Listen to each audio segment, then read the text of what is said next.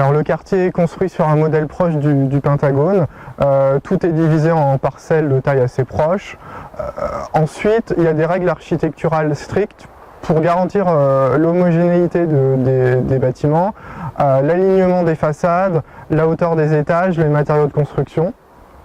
Donc ce qui fait qu'on a une architecture assez sobre, mais si on lève les yeux, on va découvrir tout un décor avec des mascarons, des statues à l'antique, des frises, avec des céramiques, un décor renaissance qui permettent d'individualiser les façades.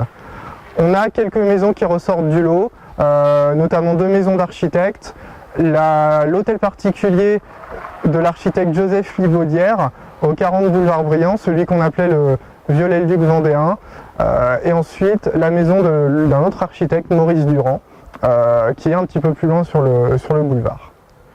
Alors tout ici est construit autour de bâtiments publics qui montrent l'opulence du quartier. Donc on a la Banque de France par exemple qui ressemble à une grosse maison bourgeoise.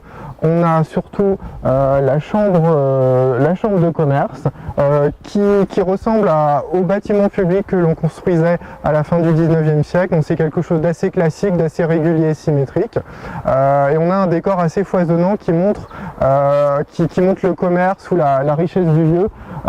Plein de végétaux, mais surtout la présence du dieu Mercure, en fait, du commerce et des voyageurs, dont le corps sort d'une corne d'abondance avec des gerbes de blé tout autour.